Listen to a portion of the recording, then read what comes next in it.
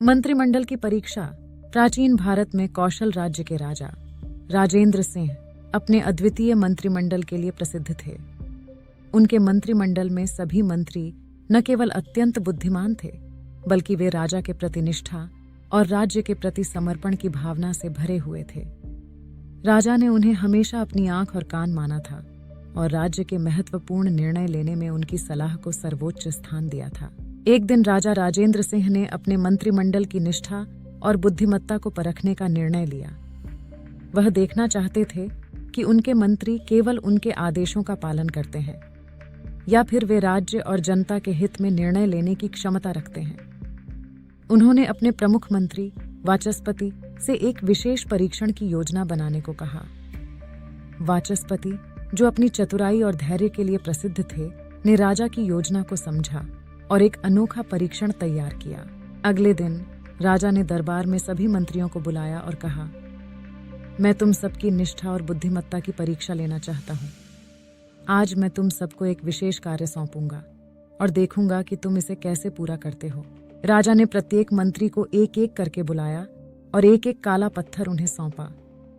पत्थर को देखकर मंत्रीगण हैरान थे, क्योंकि पत्थर साधारण था और उसमें कोई खास बात नहीं थी। राजा ने कहा, तुम सबको इस पत्थर को सोने में बदलने का कार्य सौंपा जाता है। तुम्हारे पास एक दिन का समय है। जो इसे पूरा करने में असफल रहेगा, उसे मंत्रिमंडल से हटा दिया जाएगा।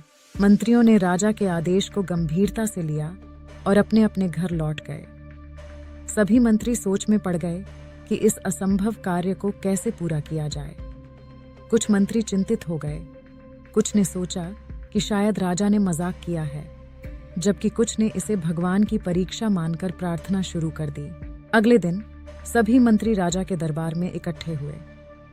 राजा ने सभी से कहा कि वे अपने अपने पत्थर पेश करें। पहला मंत्री, जो एक विद्वान ब्राह्मण था, आगे आया और बोला, महाराज, मैं आपके आदेश का पालन नहीं कर सका। मैंने बहुत प्रयास किया, लेकिन यह पत्थर सोने में नहीं बदल पाया। मैं असफल रहा। दूसरे मंत्री, जो एक योग्य व्यापारी था, उसने कहा, महाराज, मैं समझता हूं कि यह कार्य असंभव था। मैंने बाजार में इस पत्थर की कीमत जानने की कोशिश की, लेकिन इसे सोने में बदलने का कोई तरीका नहीं मिला। तीसरे मंत्री, जो एक वीर योद्धा था, उसने कहा, महाराज, मैं इस कार्य को पूरा करने में असमर्थ रहा। मैं युद्ध में शत्रुओं को परास्त कर सकता हूँ, लेकिन इस पत्थर को सोने में नहीं बदल सका। राजा ने शांत भाव से सबकी बातें सुनी और फिर वाचस्पति की ओर देखा। वाचस्पति आखिरी में खड़ा था। राजा ने पूछा, वाचस्पति, तुमने क्या किया? वाचस्पति ने धीरे से कहा, महाराज, मैंने इस पत्थर को सोने में बदलने की कोशिश नहीं की, क्योंकि मैं जानता था कि यह असंभव है। लेकिन मैंने इस पत्थर का उपयोग राज्य के हित में किया। मैंने इसे एक विद्वान कलाकार को दिया, जिसने इसे तराश कर एक सुंदर मूर्ति बनाई। फिर मैंने उस मूर्ति को बाजार में नीलाम किया और जो धन मिला उसे मैंने राज्य के अनाथ बच्चों की शिक्षा और भरण पोषण के लिए दान कर दिया। राजा राजेंद्र सिंह के चेहरे पर मुस्कान फैल गई। उन्होंने कहा, वाचस्पति, तुमने सही मायने में इस परीक्षा को सफलतापूर्वक पार किया है। यह कार्य सोने के लिए लालच को नहीं, बल्कि बुद्धिमानी, निष्ठा और राज्य के प्रति समर्पण को परखने के लिए था। तुमने दिखा दिया कि सच्चा मंत्री वही होता है जो राजा के आदेशों का पालन करते हुए भी राज्य और जनता के हित को सर्वोपरि रखता है। राजा ने वाचस्पति की प्रशंसा की और उसे अपने मंत्रिमंडल का सबसे प्रमुख मंत्री बना दिया।